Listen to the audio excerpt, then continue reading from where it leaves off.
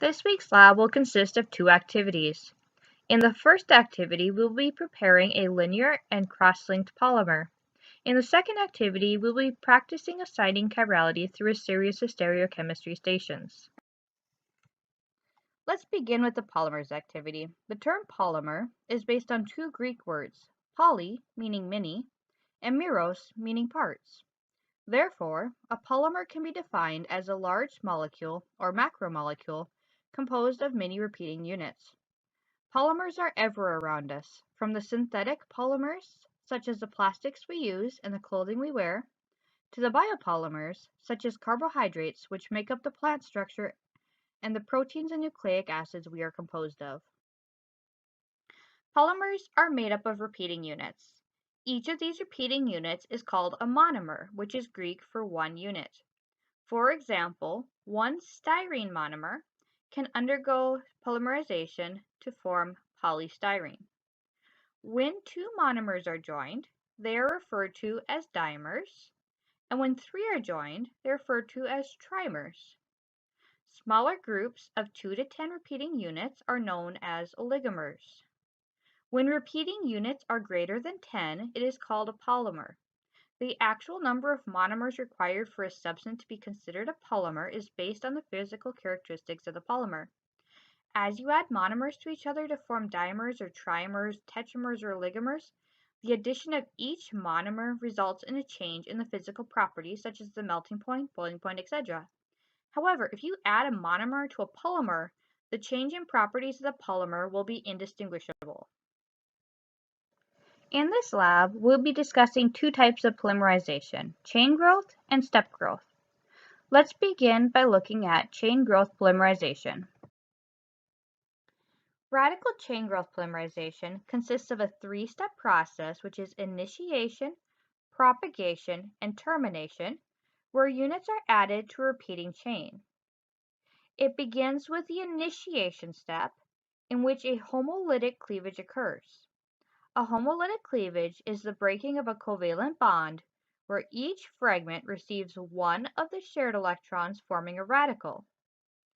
This radical initiator typically possesses a weak bond that has a small bond dissociation energy.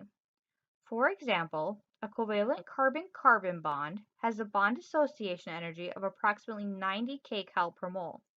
However, a peroxide oxygen-oxygen bond has a bond dissociation energy of approximately 46 kcal per mole, which is about half of that. So why do you think the peroxide bond is that much weaker than the carbon-carbon bond? Pause the video for a moment and think about why this may be. The reason why the peroxide bond is weaker is because the lone pairs on each of those oxygen atoms experience repulsive forces due to that short bond length, which weakens the peroxide bond and allowing it to be a very good radical initiator. This radical initiator then reacts with a monomer, initiating the polymerization. After the initiation step is propagation, which is how the chain grows. During propagation, there is successive addition of the monomer units causing chain growth. At each step, the free radical is regenerated because the free radical electron forms a bond with one electron from the double bond, leaving one electron left over. Finally, in the termination step, two radical chains react, thus terminating the reaction. The other type of polymerization is step growth polymerization, which is a stepwise reaction between monomers containing at least two reactive functional groups, which will result in the formation of a high molecular weight polymer. So now step growth polymerization is typically a condensation reaction, but exceptions to this do occur. Condensation reactions are reactions in which two molecules combine to form a larger molecule while producing a small molecule byproduct such as water. One example of a condensation reaction is the synthesis of dacron by reacting terephthalic acid and ethylene glycol. Now notice that terephthalic acid has two carboxylic acid functional groups, and ethylene glycol has two hydroxyl groups. The carboxylic acid of the terephthalic acid can react with the hydroxyl group of the second monomer, the ethylene glycol, via a condensation reaction which will eliminate one molecule of water and results in a dimer. Notice how when they join, the OH of the carboxylic acid and the H from the hydroxyl group are what gets eliminated as the water. This process will then repeat itself as there is now a free carboxylic acid functional group on one side of the dimer and a hydroxyl group on the other side of the dimer. So this can now react with either another monomer or dimer, or a trimer can react with it. Through a series of these stepwise additions, the resulting polymer is formed. The previous example illustrated two monomers which had two functional groups each. Now, let's look at an example where one of the monomers has three functional groups, which will result in a branched polymer. In this example, 2,5-furan dicarboxylic acid, a monomer made from biomass, is reacted with glycerol to form a cross-linked polymer.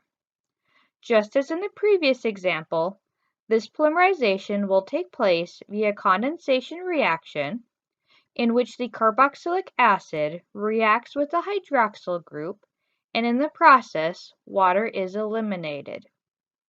Now, 2,5-furan dicarboxylic acid, or FDCA for short, which was used in this polymerization to make the branched polymer, is a very important bio-based monomer and has been identified by the Department of Energy to be one of the top 12 value-added chemicals from biomass.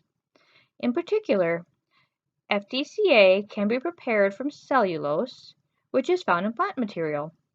The cellulose is converted into 5-hydroxymethylfurfural, or HMF for short, through a few steps which can then be oxidized to form FDCA. Chemistry involving the use of HMF and FDCA is ongoing here at NDSU through the Center for Sustainable Materials Science. Due to the differences in the nature of linking the polymers, they exhibit different characteristics. Linear polymers tend to be less viscous than their cross-linked counterparts. This can be visualized by imagining grabbing onto the end of the polymer and pulling. Just like if you had everyone in a long line grab hands, you can easily zig them and pull them through a crowded room. However, cross-linked polymers, on the other hand, is more like a miniaturized version of the human knot, where if you pull one, you're going to pull everything, and therefore it is a lot more viscous.